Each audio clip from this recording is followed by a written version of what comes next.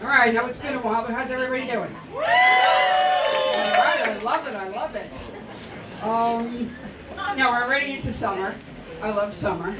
I love it. One thing I don't like is you know that you're going to get that person on a 90-degree plus day and they say, hot enough for you? Yeah. But people say stupid things, and I say it all the time, especially at work. I used to work with this guy. He'd have on the matching shirt and tie, walk around like he owned the place.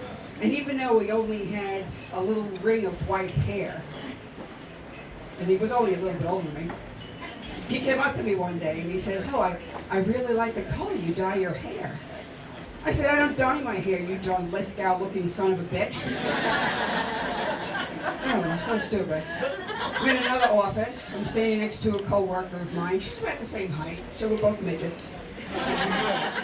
And the supervisor comes over. Now, he's tall, thinning hair. He thinks he's funny. He says, hey, what's it like to be vertically challenged? I said, great, what's it like to be follically impaired? Stupid. Speaking of stupid, we have married people here? Yeah? All right. All right, how about divorced people? All right, you're my tribe. This year I would have been married 28 years. But I got rid of that whiny man maybe ages ago. He was awkward, wimpy, and not too bright. One summer's night he says, it's going to be hot tomorrow. I can hear the crocus. I said, you can hear the crocus? I said, that's amazing. Crocus is a flower, you idiot. And he was wimpy, like I said. The first time he cried, I thought, oh, he's so sensitive. Yeah, that wore off quickly. He cried a drop of a hat. I'd say, stop your sniveling and take out your tampon. When I told him we were breaking up, he cried again. And he says, oh, now I have to kill myself.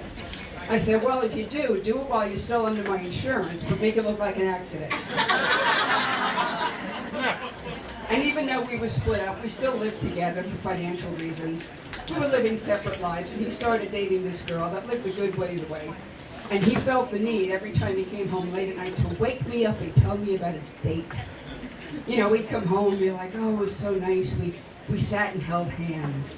Oh, okay. Another night, oh, it was so sweet, we kissed. Oh, that's great.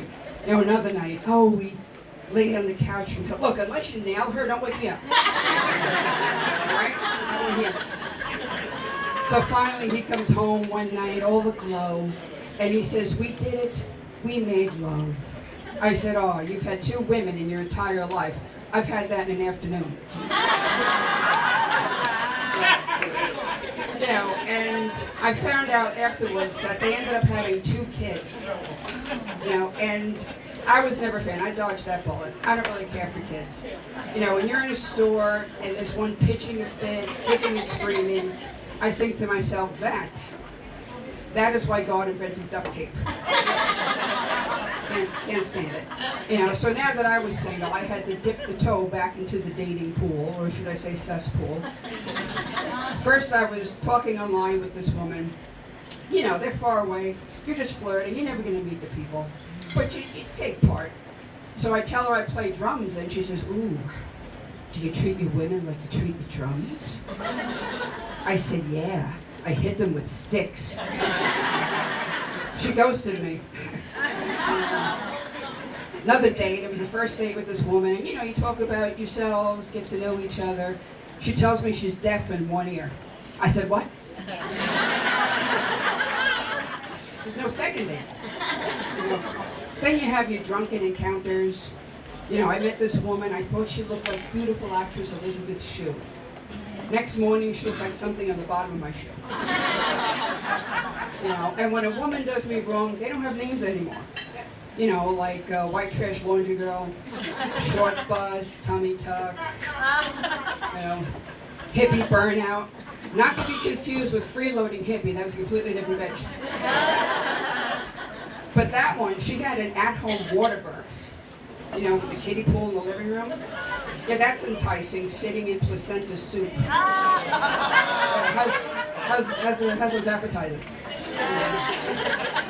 No, and she also told me that she breastfed her daughter till she was 6 years old. 6 years old, you don't need breast milk. You need a porterhouse steak. You know, I'm not a proponent of breastfeeding in public. I don't like it. You know, but people that are in favor of it say it's natural. It's a normal bodily function. So is taking a shit, but you don't see me doing that in the middle of a restaurant. All right, I'll leave you with something a wise woman once said to me. Don't sweat the petty stuff. And don't pet the sweaty stuff. All right, thank you. I'm Jordan Van.